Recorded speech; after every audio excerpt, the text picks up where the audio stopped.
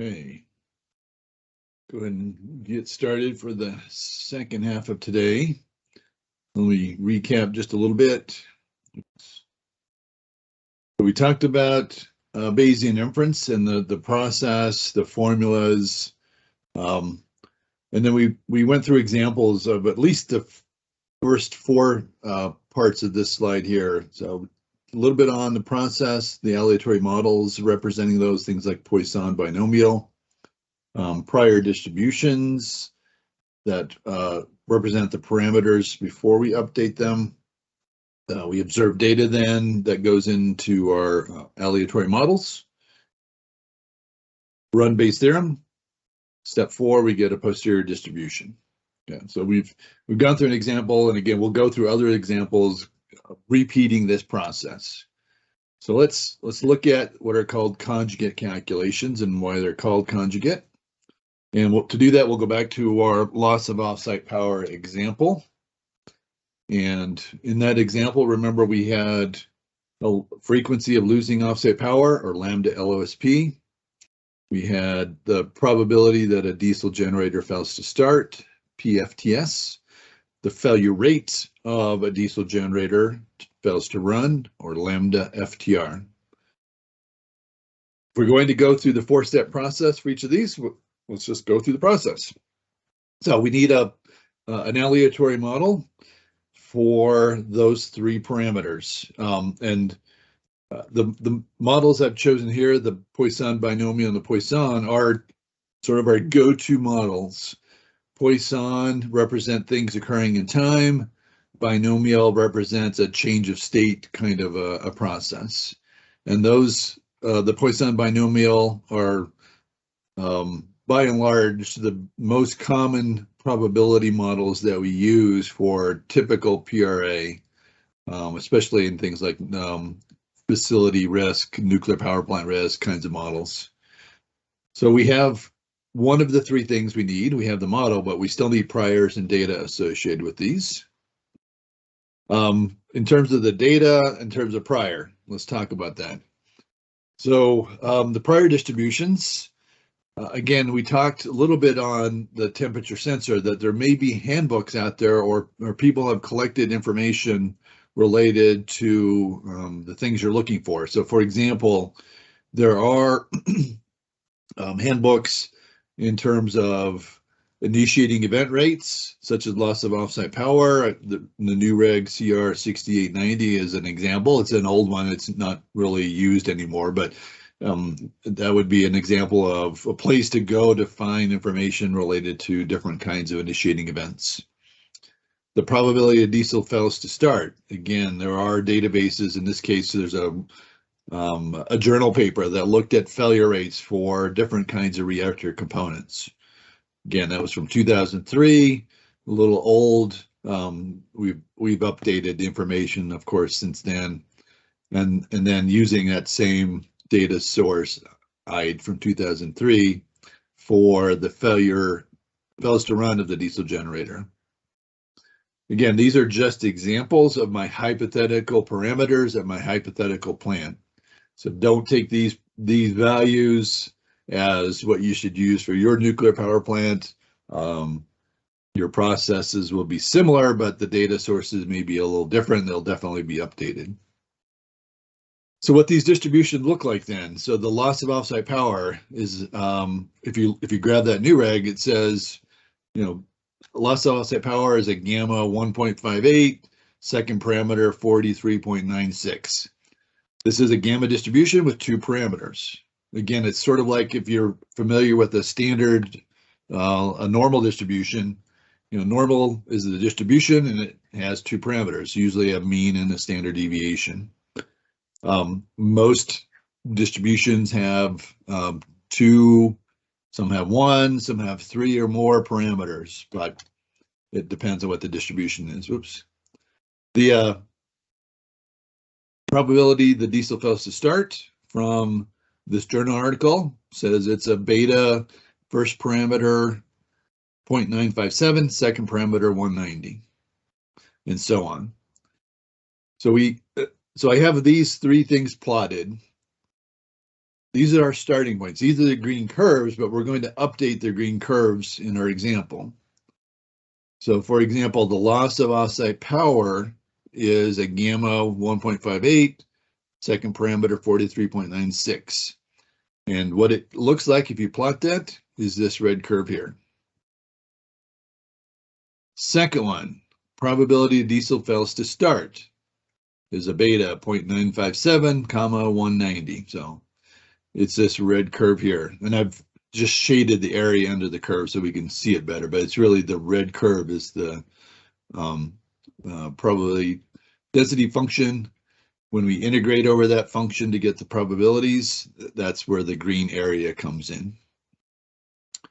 And then the last one, the diesel fails to run is a gamma 1.32, 1111 or 1137. It's that plotted looks like this red curve. And again, what these represent is the uncertainty on the parameter. So the failure rate for a diesel generator is somewhere in this region. Most likely it's in this region right here. But there's a chance it's out here. There's a chance it's down here. Of course, the farther away you get from the center region, the less likely it is that it's, going to be that number. But this distribution, has a tail that technically goes out to infinity at some low probability. Okay, these are our starting points. That's the prior distribution. And these are what are called informed prior because they're informed because we have information from these sources that give us a decent starting point. Okay. Now we need data. So we have a model for each of those. We have a prior for each of those. I need three things to do Bayes inference. I need also data. But for the three of these cases, it's hypothetical, so I've made up some data. So in the case of loss of offsite power, I said we have one initiating event in 9.2 years of operation. So in other words, I've been running my power plant for a total of 9.2 years of operation. And over that time, I saw one loss of offsite power. Could have been yesterday, it could have been 9 years ago. I don't know, it doesn't matter according to this model. But I would see x equal 1, t equal 9.2 in the Poisson equation. Again, this is hypothetical data. Don't take this as real. The second process is the diesel fails to start. The data for that process, for the binomial, looks at how many failures did I see and how many demands. So in my set of two diesels, let's imagine I've started those diesels 75 times. And over those 75 times, I saw one failure to start. Okay. And then the third process that we're modeling is the diesel fails to run. So for my two diesels, I've operated them a total of 146 hours. And I saw no failures. Now you might say, well, 0 is not data, but 0 in 146 hours is data. And so that's valuable information I could use to update my prior distribution. If I would have had no failures and no running time, then that would be a case of, yeah, I don't have data. But I have a nice set of data here for all of my parameters. So I have the three things I need. My aleatory model, my prior distributions related to that model, and the data related to that model. I can do Bayesian inference. In other words, I can go do a calculation then that tells me, here's my new state of knowledge for those three parameters. Here's what you should put into your PRA model. And the answer is summarized here in terms of the posterior distribution. So what I would put into my PRA model would actually be these distributions shown in this column labeled distribution. In other words, in my PRA model, wherever I see lambda LOSP, I would tell, let's say it's the Sapphire code, I would tell that code to put in a gamma 2.58, 53.16. Wherever I see diesel fails to start, that's a beta 1.957, 264. Lambda or diesel lambda fails to run, it's a gamma 1.32, 1283. These distributions have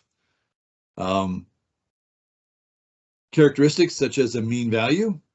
So for example, the mean failure rate of the diesel is 1 × 10⁻³ per hour. The mean failure probability of the diesel to start is 7.4 × 10⁻³, and the mean initiating event rate for loss of offset power is 4.9 × 10⁻² per year. So those are the results. Let's see how we got those results. And fortunately, this first example is what's called a conjugate case. And what is it? Conjugate case. Conjugate case is where, and let me back up just a little bit. So hold on. Let me go back to the equation here. Back to Bayes' formula. There are situations where if I have the right aleatory model and the right prior distribution, when I put those together, the integration becomes very simple. In fact, I could write out the answer analytically and I could solve it analytically. Those cases where the math becomes very simple are called conjugate cases. In other words, the aleatory model kind of fits very well with the prior distribution. It conjugates very well with the prior distribution. And so when that happens is, let me go back, excuse me. When that happens is, if I have a Poisson model and I have a gamma distribution for the prior, that's a conjugate pair. If I have a binomial model and a beta distribution for the prior, that's a conjugate pair. If I have a Poisson model and a gamma distribution for the prior, that's a conjugate pair. And what that says then, the math turns out to be quite easy. In fact, I could just write down the answer because the math is pretty easy. The next couple of slides explain that in a little more detail. And again, this only works if it's a conjugate pair, and it only works for certain distributions and model types. So slide 28 says, if my process, if the thing I'm looking for is represented by a binomial, and the prior distribution is a beta, then I know, just because somebody has solved the math for me, I know the posterior distribution is going to be a beta, and it's going to have two parameters. It's going to have a parameter called alpha posterior, beta posterior. What are those two things? They're very simple. Alpha posterior is the starting alpha in my original distribution plus X. X is the number of failures that I saw. Beta posterior is the beta prior plus N. How many total trials did I have? Minus X. So N minus X is the number of successes. X is the number of failures. N minus X, the number of successes. And so what we can see, that's very easy, because for example, if I want to calculate alpha posterior, I find alpha prior and add X to that. So in my case, where I had my beta distribution, alpha prior is 0.957. X was, I saw one failure, so X was 1. So all I have to do to get alpha posterior is take 0.957, add 1. That is how we come up with this beta distribution. So the posterior is alpha posterior, beta posterior. In other words, 0.957 plus 1. So if X was 2, this would be 2.957. If I saw 3 failures, it would be 3.957 and so on. So very simple with these conjugate pairs. You tell me how many demands, how many total trials did you have, how many failures did you see, and you give me the starting distribution. I can just write down the posterior distribution. From that, then I can calculate things like the posterior mean and other things, but so I can write the answer down. And the same thing for the Poisson gamma pair. The formula changes a little bit, but is very similar. If I know my starting point, if I know this initial gamma distribution, and I know how many failures I've seen, X, and I know how much time I've observed, T, then I can write down the posterior distribution. And that's how we came up with that gamma and that gamma. The math just works out very nicely. Okay, and I know all of the parameters because I have to collect this data here on slide 26, and then I have the individual distributions on these 3 slides. Okay, so it's a very nice, convenient framework when I have conjugate models. Now let's pretend for just a second. Let me go back a second. Let's pretend instead of this fellas to start, instead of binomial, I picked some other model. Let's say I picked a Poisson. I don't know why I would do that, but let's say I picked a Poisson and I had still a beta distribution. Putting a Poisson model together with a beta is not conjugate. Therefore, the math becomes more difficult. I have to do the integration, probably numerically, and then I would have to go to tools like OpenBugs to do the calculation. So Chad had a question. The fellows to run posterior mean is lower. So let's look at the fellows to run. Okay. So our fellows to run started with this distribution. We updated that and ended up with a new distribution. And Chad's observation was the fellows to run mean decreased a little bit.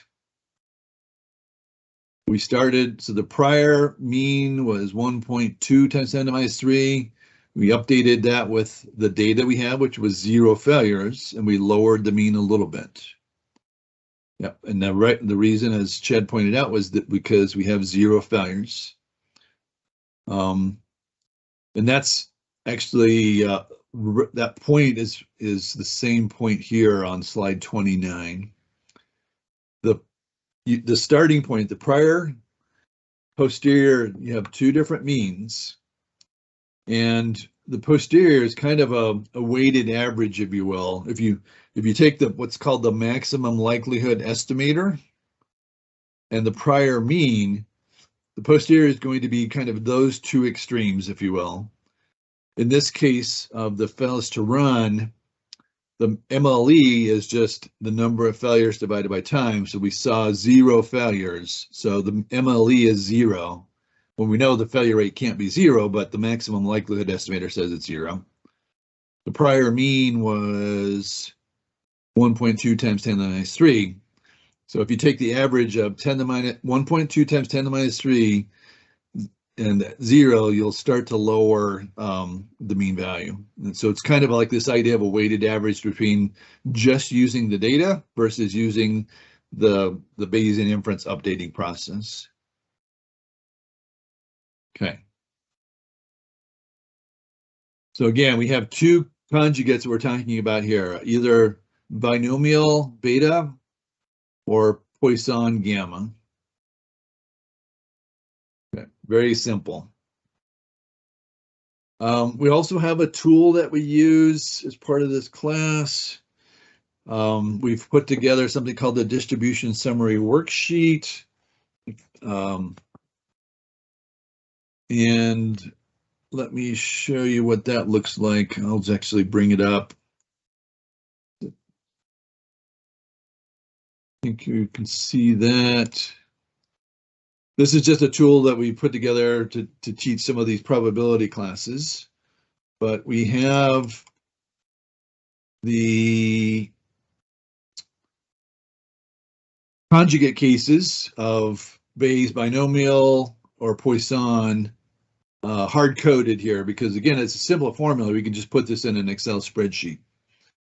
This is a little more complicated because I have a lot going on here. I actually have different priors I can play with. An informed, Jeffries, we'll talk about that in a second, or constraint on informative. I would put my data in. So the data that I had for, let's go back to the fails to run case. Let me go back here. So in the fails to run example, I had 0 failures in 146 hours. So how this distribution is set up, 0, 1, 46. Oops. 0, 1, 46. And then let me go back. We had a prior that was gamma 132, 1137. I need to set that up first. Gamma, I say 1.32, 1137. Right, 1.32, 1137. So here's my gamma prior. I go back to the Poisson. You see that's represented here, 1.32, 1137. So the informed case, then I would read off right there. We've plotted this a couple of different ways.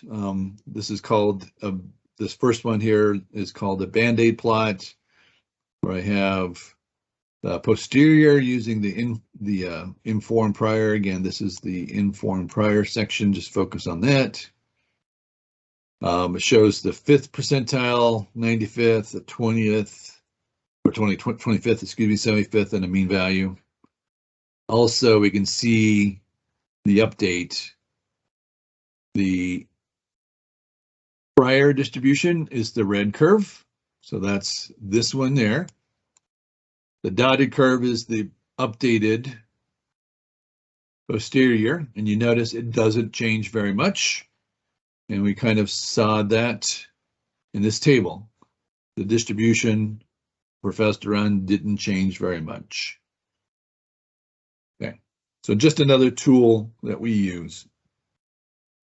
And that's described here for either loss of offsite power case, where that would be again the gamma distribution with one failure out of 9.2 years.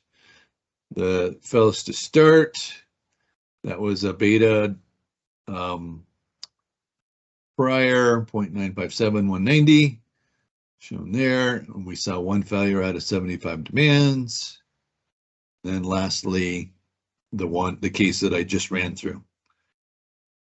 That's how conjugates can be easily calculated in just an Excel spreadsheet. There's really no integration that has to take place because somebody's done an integration for us and said, hey, here's the answer to this equation out of Bayes inference.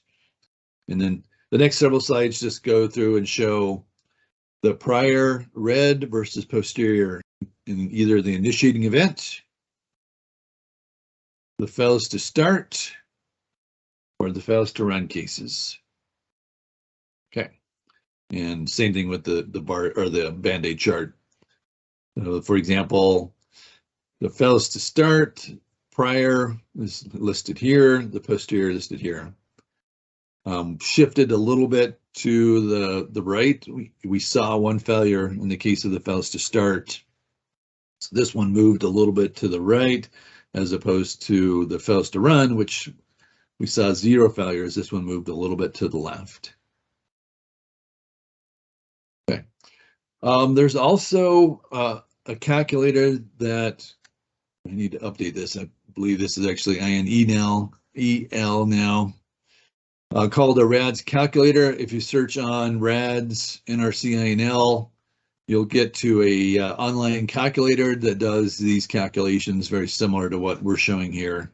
We're not going to go through that, but what you will see is something like this about the reliability calculator. It's been modified recently, actually, so it might look a little different, but it does a variety of Bayesian calculations, and that's just, again, open to the public. Okay, Bayesian, talked about the framework. We talked about the case of conjugates, which makes the math pretty easy. Let's talk about a little more advanced technique that will help us solve much more complicated problems. So there's a whole, let's call it a branch of mathematics that rely on networks and graphs to really do the math, to really solve complex problems. And so networks are a very powerful tool to take problems and solve those in ways that would otherwise be challenging to solve. And so, for example, there's actually a way to take Bayes' theorem, and then once you do that, if you have then a tool that can solve network types of problems, you can solve Bayes' theorem. So people have figured this out, mathematicians, scientists, over the last 20, 30 years, to be able to take Bayes' theorem, move that into more of a network formulation, and essentially solve numerically, but solve Bayes' theorem using the network as the solution model.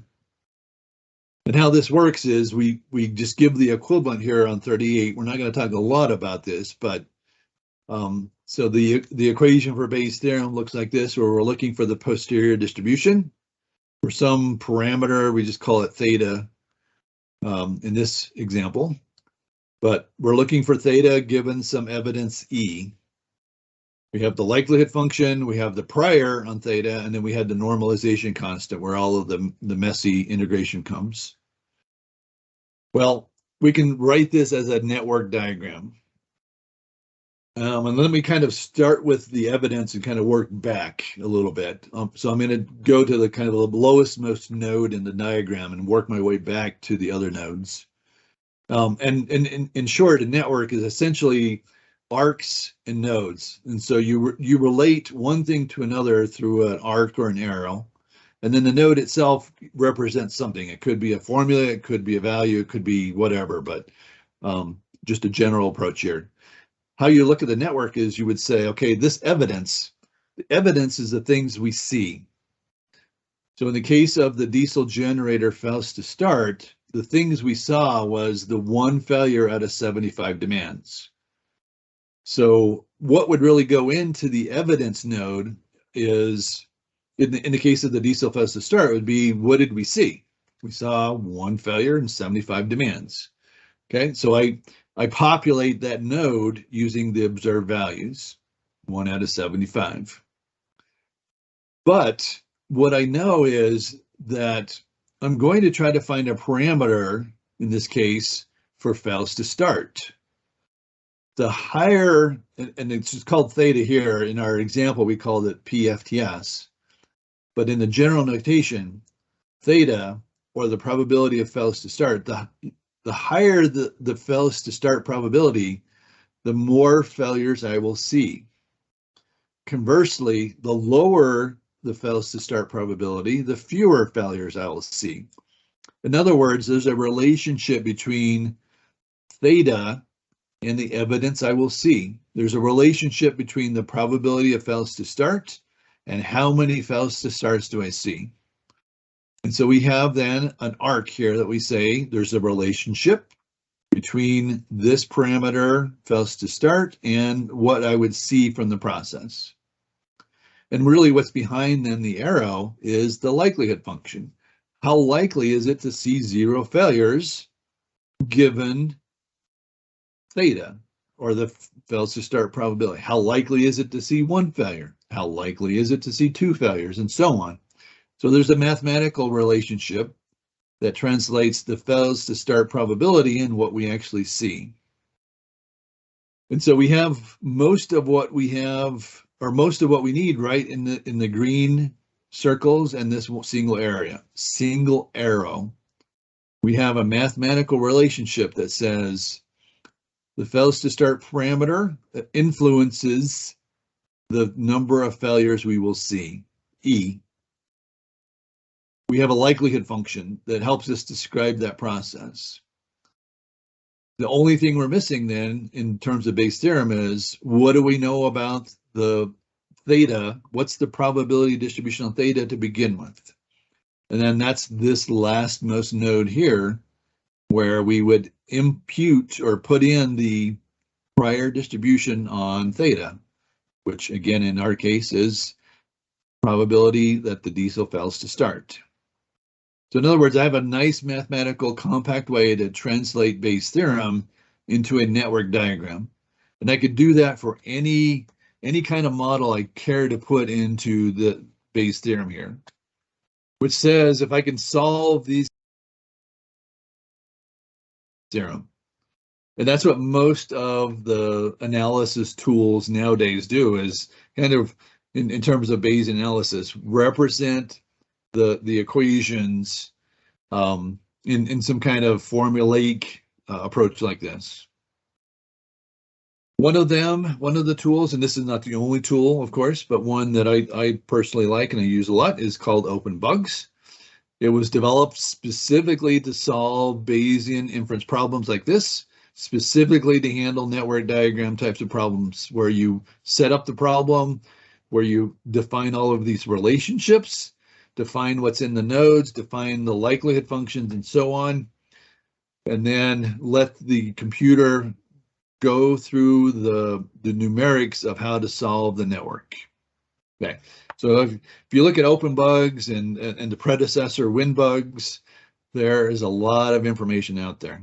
The nice thing about OpenBugs, you can download the source code. It's free, it's compiled. You can just download and use it, or change the source code if you want. But there are other tools. JAGS is another one that's very popular, and so on. A little bit about OpenBugs. Again, what Bugs itself stands for, Bayesian inference using Gibbs sampling. So Gibbs sampling is a specific numeric technique to solve these kinds of models. WinBugs was the Windows version. OpenBugs then is the open source version. Check these websites. These may have changed. I haven't looked at the website recently. I have a recent version, but it's not, I don't download it every day. So anyway, what this tool actually does is use something called Monte Carlo, or it's going to be Markov chain Monte Carlo, or MCMC sampling. If you want to find out how that works, it's kind of like magic, but if you want to find out how that works, Google MCMC, OpenBugs, Bayesian. Again, you'll get a million pages to read through, so it'll keep you busy. Good stuff. But so let's talk about how this approach actually works. It does use a network type of diagram, specifically something called a directed acyclic graph, or a DAG. Just like we walk through the translation of Bayes' theorem into the network, it's a similar kind of thing, where we set up the model by showing the nodes and what influences each other. And I find it easiest to think about this if I usually start at the lowest level node and kind of work back. So in the example here for loss of offsite power, the things we see, LOSP, that would be, we saw one event in 9.2 years. So that's what's represented in the gray shaded oval is the things we see in reality. Now, what affects that?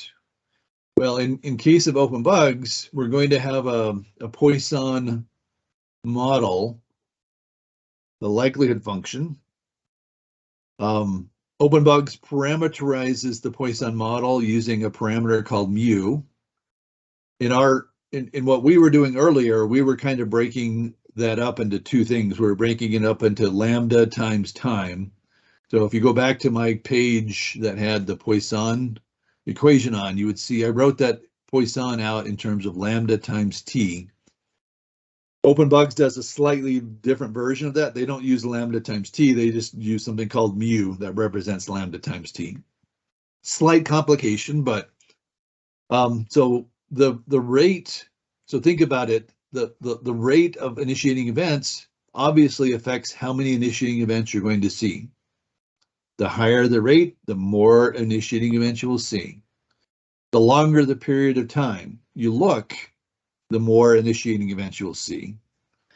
So how you look at this diagram is, what will affect how many LOSP events we see?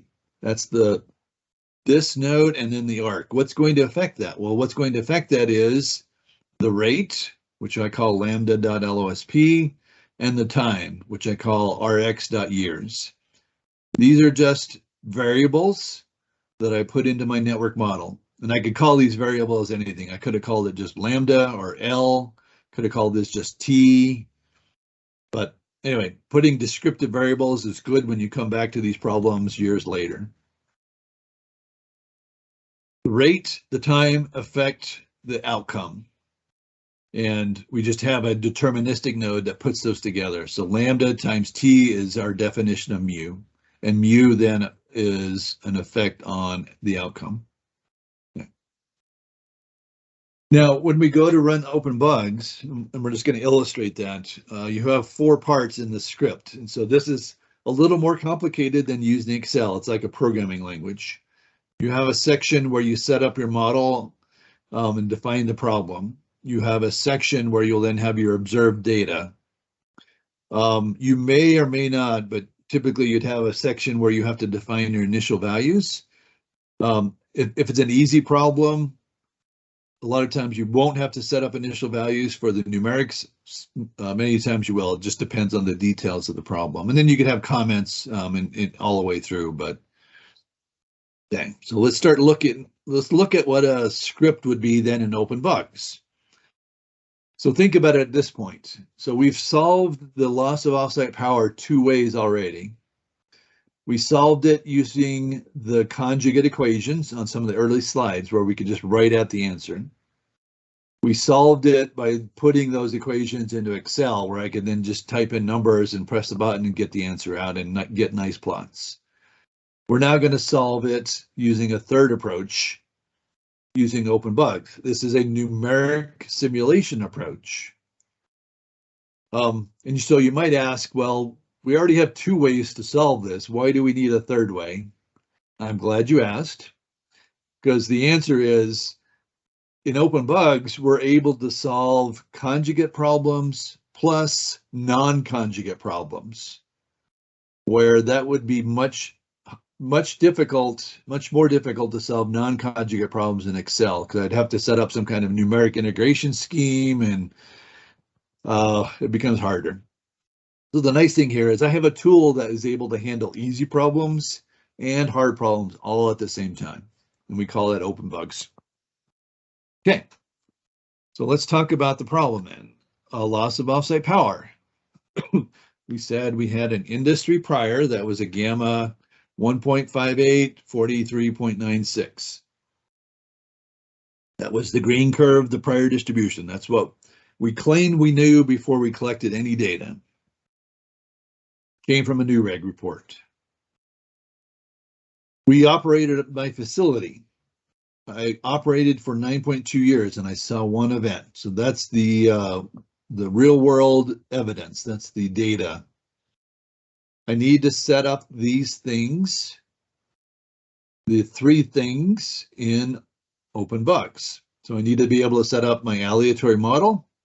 I need to be able to set up my prior distribution, and I need to be able to set up the data. Once I have those 3 things specified in open bugs, guess what? I can solve Bayes' theorem. So you see that here. So the script that you would physically type into the code, and we're not going to do that, but the script that you would type in and then press run would be something like this. You have a model section, curly brackets. So again, this is a programming language, so you got to stick to notation. Define, the first line then is defining my aleatory model. LOSP, that's a user-defined variable. I'm saying loss of offsite power is distributed as, the little tilde symbol there represents a distribution. So I'm claiming that the loss of offsite power events are distributed as a Poisson model. The keyword is DPOIS brackets. And then mu, I can actually call this anything. It's another user-defined variable. Just to keep it simple, I called it mu. So this first line is my aleatory model for loss of offsite power frequency. Now I need to define mu. Mu is equal to, I can't use equal because of how OpenBugs works, but the equivalent is this left pointing arrow minus sign. Think in terms of the network again. Remember how we defined the model. We said mu is influenced by lambda in reactor years. So this is kind of a left pointing arrow in the notation. This is a left pointing arrow, but it's really the less than equal sign minus. So mu anyhow is equal to lambda.lsp, again, a user-defined variable. I could have called that anything, times reactor.years, or I could have called it T, but anyway, matches up to the network diagram, which is nice. Okay, so at this point I have my aleatory model. I have my lambda, my frequency for offsite power explicitly identified. I still need to tell you what is the prior. Well, I can say lambda.lsp is given as a gamma distribution, 1.58, 43.96. In other words, I'm setting up the prior distribution here. And OpenBugs just knows automatically that this is the prior, and as soon as I give it data and tell it to run, it will just know that essentially what it does, it figures out this diagram here, this network, which we've described. Oops, sorry, touchy mouse today. Which we've described in the script. It just knows that this is the starting point, and it's going to update it with the data. It's just designed to know that, and that's how it functions. Okay, so we have a prior, we have an aleatory model, and we have data. So outside the model section then is a section called data. The list is a keyword, and this is where we would put in things such as what we observe. So we observed one LOSP events, and this name has to be the same as that name. And we have seen one of those events over 9.2 years of operation. So this name has to be the same as that name, because this whole model has to fit together. Okay, and essentially that script is representing this network diagram, where we've seen one event in 9.2 years, we have a Poisson model, and we have these parameters. We have a prior distribution on lambda LOSP. All of that is this little compact set of script here. We can run that. Again, just the next couple of slides talk about the details, the models between the curly brackets. The variable names here are user defined, so be careful that you match up. This distribution, it knows it's the prior, it knows it needs to be updated with the data and so on. Again, I'm not going to run through that physically, but the next several screenshots take you through the process. So this is what OpenBugs would look like. You would go in, it's just a text editing screen similar to this. Once you finish the script, you go into model, what's called model specification, really setting up the model. That brings up this little toolbox. You would say, okay, I want to check the model, make sure everything looks okay, make sure you don't have any typos or keywords spelled incorrectly. There's an option then called list, where we can load the data. Once you load the data, OpenBugs will then say data loaded. You need to then compile it. Essentially, you're taking the script plus the data you just loaded, putting those together. OpenBugs will then say model compiled. So it's a couple of steps to get to where you run those. Generate the initial values. In this case, it's a simple problem, so we just generate initial values. We don't have to specify those in any way.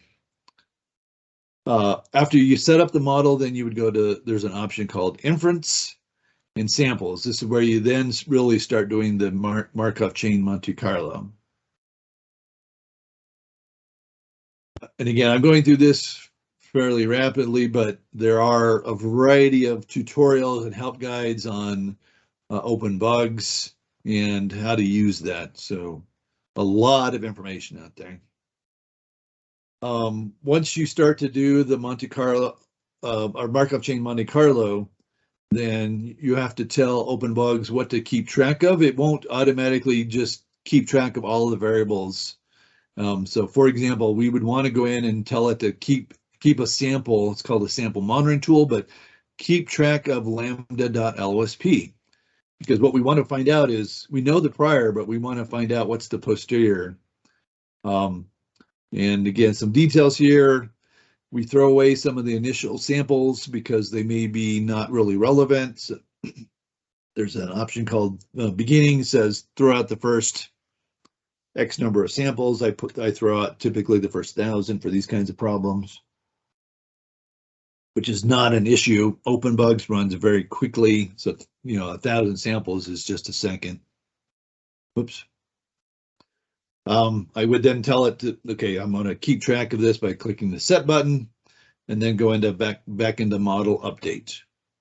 And then the update is really the process where it's going to do the first iteration simulation, second one, and start running the Monte Carlo part of the equation. You can run as many samples as you want, 100,000, 1 million, 10 million. It runs very quick, so you can definitely generate as much data as you need out of this platform.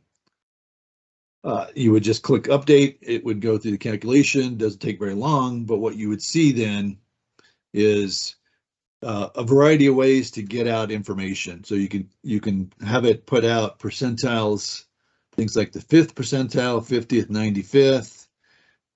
You could have it print out all of the samples if you want. You can have it print out distributions like this red curve in terms of a density plot. So just a variety of typical kinds of outputs you would see from a statistics package would come out after you run the script. Okay. So for example, in terms of lambda LOSP, using that script, what you would see is OpenBugs calculated that the posterior has a mean value of 4.8 times 10 to the minus 2, a standard deviation, 5th percentile, a 50th percentile, 95th, and so on. And you can see the exact answer that we calculated using the formula for the conjugate. We got 0.049. OpenBugs calculates 0.048. So again, OpenBugs is getting this answer via simulation. So we might instead, and this was only 99,000 samples. We might want to run more samples, but and then you can compare the 5th percentile. Looks like we're very close there.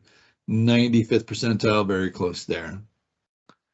But illustrates the difference between a numeric answer versus an analytic answer. Numeric simulation's the top part. The analytic answer is the bottom part.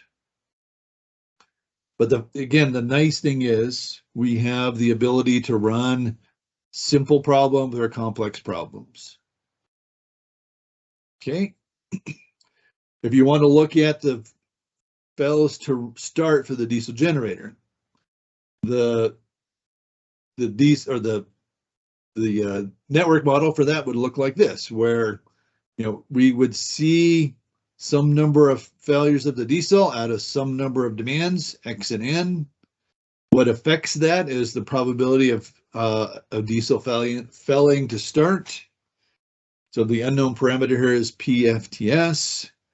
The script, so this is the network version of the diesel fails to start. The script for that would look like this.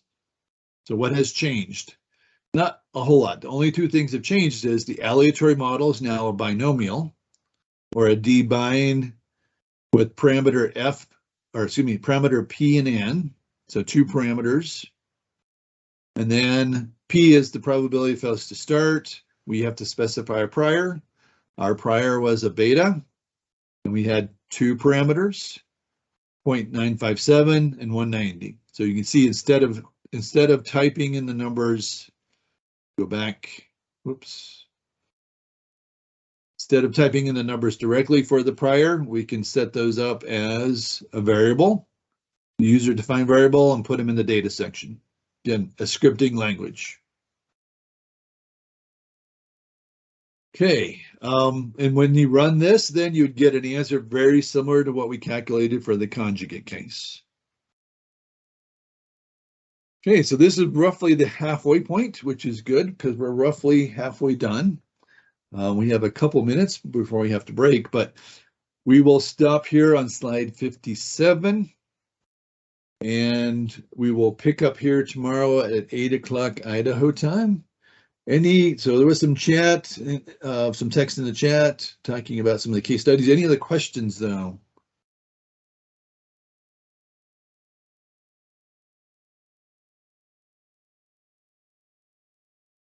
Don't see anything.